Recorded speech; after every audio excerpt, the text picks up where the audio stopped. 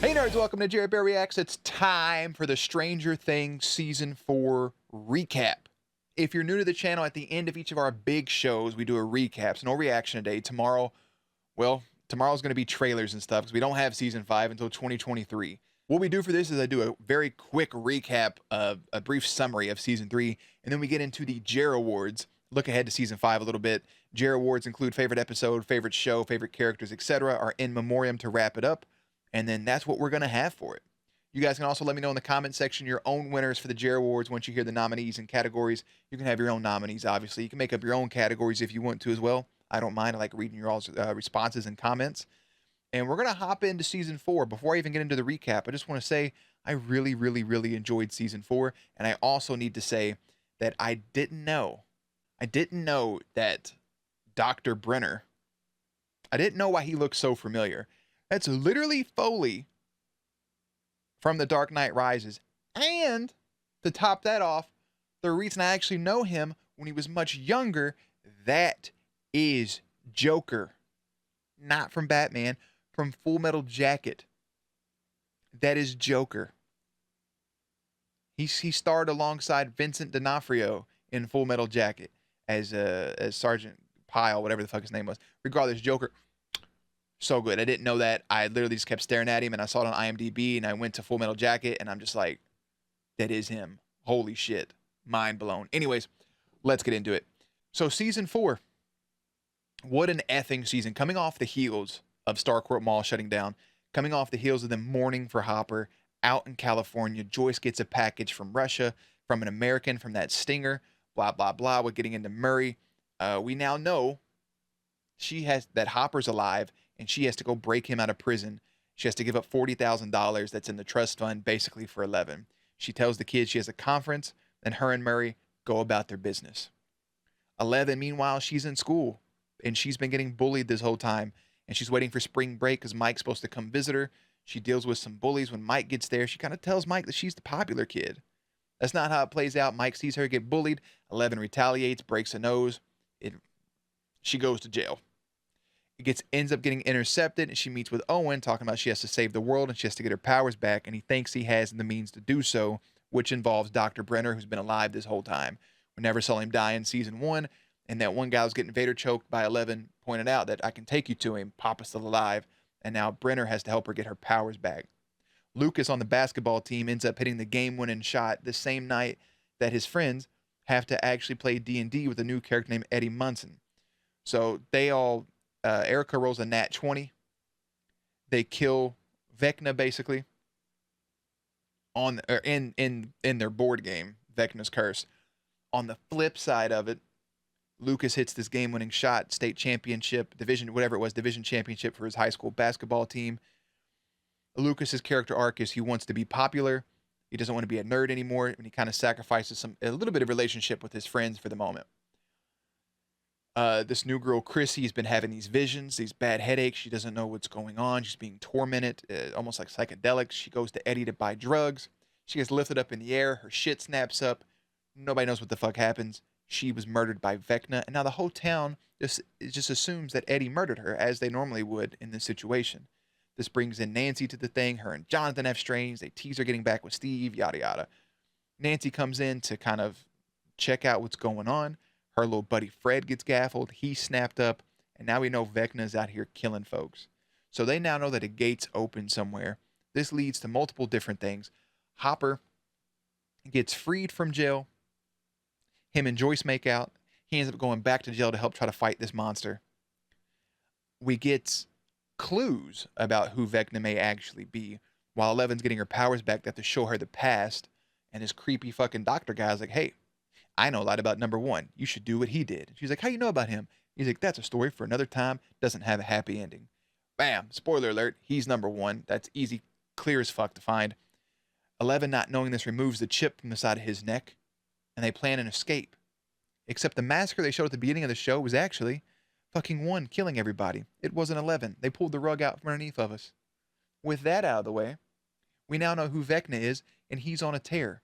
He needs to kill 4 people. Everybody, Jason, who lost his girlfriend, Chrissy, is hunting for Eddie. Patrick dies on the way. We find out there needs to be 4 murders in order to open up this fucking Forever Gate, basically, whatever the hell they're opening. We have 3 of the 4. The 4th person's Max. They end up saving Max with some music.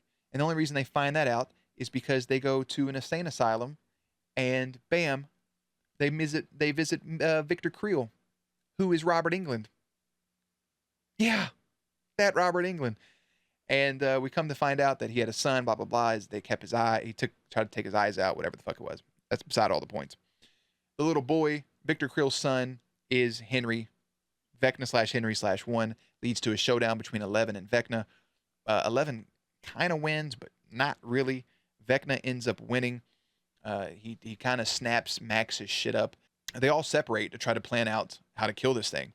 We have Steve, Nancy, and Robin in the house to try to set Vecna's real body on fire in the Upside Down. Eddie and Dustin are planning a distraction with a sick-ass guitar solo. Back on the normal side up, Lucas, Max, and Erica are distracting Vecna. Jason thinks that they're actually doing a cult summoning. He tries to kill Lucas. Lucas gets the upper hand. Jason still dies in this earthquake that happens. Regardless, Max gets her shit snapped up. Almost dies. 11 kips up. They have a small little fight. Vecna seemingly defeated. Once Steve and them set him on fire, he falls out the window a la Halloween. His body's not there. And like he told 11, you've already lost. You've lost. All hell breaks loose.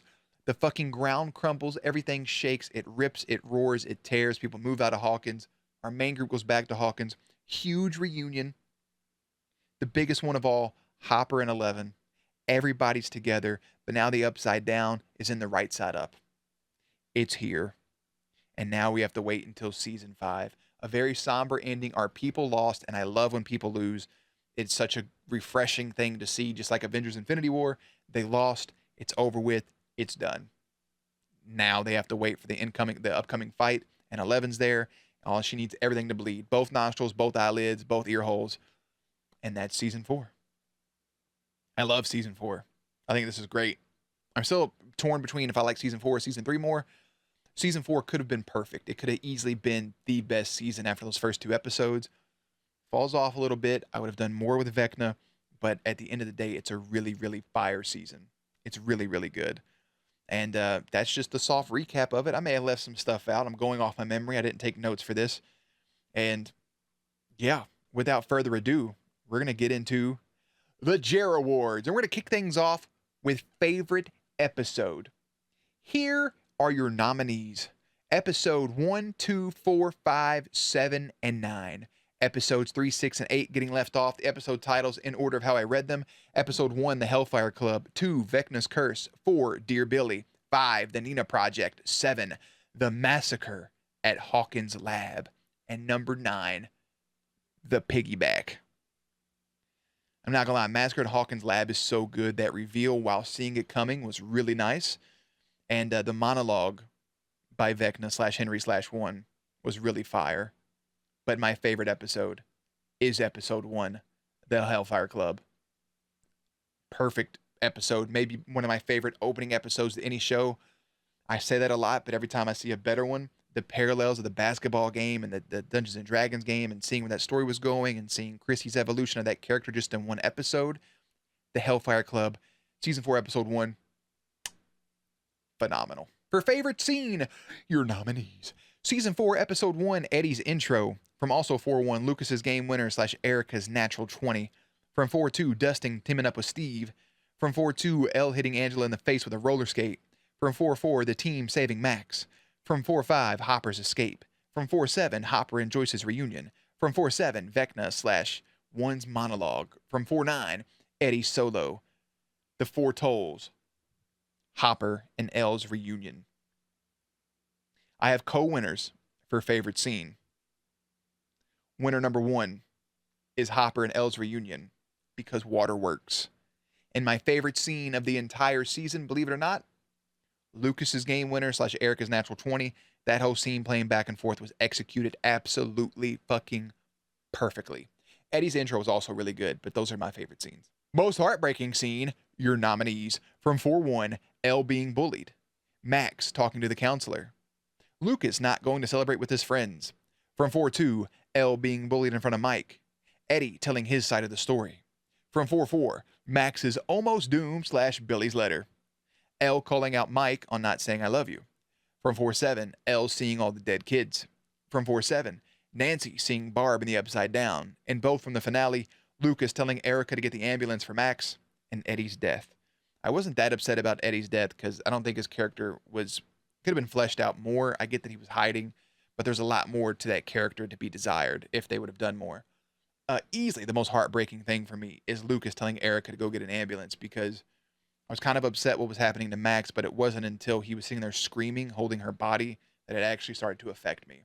So that just tore me to pieces. I don't really count. It's not heartbreaking, Hopper and Elle's reunion, but it's still, that probably made me cry the most. Funniest scene, only have 2 nominees, both from 4-2. There was a lot of funny shit. Also, favorite scene nominee, I'm going to go back for a second, was Eddie and Dustin jumping up and down after the metal concert. Funniest scene, both from 4-2, Dustin saying he has older men. That was just hilarious. From 4-2, Angela's nose getting broken. That's your winner. Angela getting her shit broke with a roller skate into her nose. Fuck her, she's an asshole.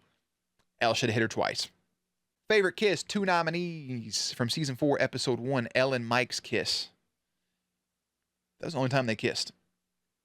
Very weird. None of the other relationships shared intimate moments. But the best kiss goes to Hopper and Joyce in season 4, episode 9. Both their kisses actually well overdue. Well overdue. Favorite kill from season 4, episode 1, Vecna killing Chrissy. Season 4, episode 2, Vecna killing Fred. From season 4, episode 5, Vecna killing Patrick. From season 4, episode 7, Elle killing one. Killing. From season 4, episode 9, Murray killing the Demogorgons with a flamethrower.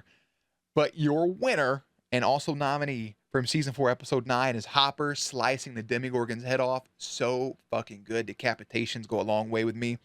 And just like Indra cutting heads off, Hopper slicing the head off the Demogorgon with the fucking sword, D&D style.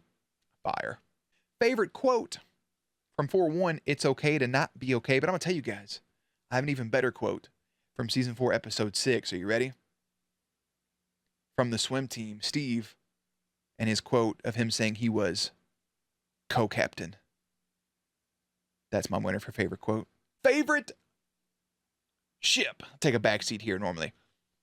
Your nominees, Joyce and Hopper, Nancy and Jonathan, Max and Lucas, Mike and Elle, Dustin and Max, Mike and Will, Argyle and Eden, Robin and Vicky, Dustin and Susie, Steve and Nancy. We get no Dustin and Susie in this season. None. Not even a phone call at the end. Not a radio or nothing. Susie didn't come along with the main group. That's one of my big gripes. Susie should have came along with them with Eden. They got pushed to the side. But my favorite ship. Relationship. Joyce and Hopper. Favorite friendship. Your nominees. Mike and Will, Jonathan and Will, Steve and Dustin, Steve and Robin, Hopper and Enzo, Joyce and Murray, Nancy and Robin, Dustin and Eddie. Dustin and Steve take a back seat this season, as does Jonathan and Will, but they grow a little bit. Mike and Will's relationship was really, really, really fucking good this season. So was Joyce and Murray, Nancy and Robin, Robin and Steve. A lot of good things. Dustin and Eddie had a really, really good friendship, but my favorite friendship that I enjoyed every time it was on screen was Hopper and Enzo. Something about it, and I hope we get more of Enzo in season 5. Favorite character? Your nominees. Maybe shocked by one of these. Hopper, 11, Steve, Dustin, Robin, Eddie, Vecna. Your winner for favorite character for season 4 for bad guys is definitely Vecna, obviously. I don't normally put the bad guys in here. They're normally detestable, but I love bad guys. That's one of the best things. You can't have a good hero without a good bad guy. That's why Luke works so well, because of Darth Vader. Now, Vecna was initially my landslide winner, but I don't think they did enough with the character. And I think we have more to go. And he got punked out in the last episode when he should have had the upper hand. Even though he won, he still should have had the upper hand. I think 11 should have been defeated easily, because she won already in the show back in the day, and it would have led to her harnessing her powers and whipping his ass. It's the same reason why the fight in episode 9 of Star Wars doesn't work that well, because we've already watched Rey win twice. So her winning a third time makes Kylo Ren look weak, even though Adam Driver backpacked those 3 movies. Regardless. Anyways, Vecna is a winner. I have a runner-up this season, which is actually Steve. But again, I have emotional ties for some reason, and my favorite character yet again is Hopper. Jim Hopper. Don't tug on Superman's cape. Don't spit in the wind, baby. Favorite party member. Here's my list of the people I actually have inducted into this party. Are you ready? Mike, Will, Dustin, Lucas, 11, Max, Eddie, Erica. I put Steve in here. Not 100% Robin yet, not 100% Nancy, obviously, but Steve is definitely a part of their party. Doesn't know anything about shit, but your winner for season 1, 2, and 3 was your boy Dustin. And with that being said, your winner for season 4 is none other than Lucas. That's right, baby. Lucas shows up in this season, and his character is like, I don't want to be a nerd anymore. I want to be popular. But he immediately realizes his mistake in that. He grows from it. He bonds his relationship with Max. Lucas finally gets a little bit of a chance to shine compared to past seasons where he's just kind of been there talking about new Coke. Lucas is my favorite party member winner for season 4.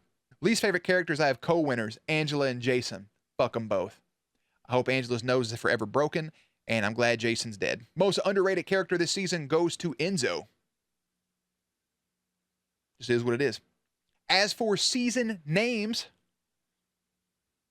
season 4, I've entitled, For Whom the Bell Tolls. For whom the bell tolls, time marches on. Master of Puppets would also work here, but for whom the bell tolls with the grandfather clock makes the most sense. For the finale name, I simply dubbed it The Beginning of the End. That out of the way, peeps, we're going to wrap into our in memorial, our in loving memory for the following people: Chrissy, Fred, Unknown Agent Man, Patrick, the Demobats, Steve and company killed, all the kids in Hawkins' lab, all the guards at Nina Underground, the military troops, Sniper Steve and Pilot Pete, the helicopter, Dr. Brenner, finally, / Papa, Eddie Munson, the Demogorgons, all the Russian guards, Jason, and the 21 other people that died in the earthquake. And with that out of the way, big special rest in peace to Eddie Munson. And also Max's eyes and her limbs. That's it for the recap. That's what we have. That's what happened. Those are the peeps. Those are the stories. I hope in season 5, I'll give you guys my theory very soon. I hope we get a D&D moment. I hope the show ends with them playing Dungeons and Dragons. I hope Max makes a recovery and she plays with them. And there's a lot to this show. There's a lot to it. There's a lot going on. And I really love season 4. I don't know. I still think season 1's my favorite season. I still think season 3 is the best finale. I don't know where to rank everything else. I think season 2 is probably,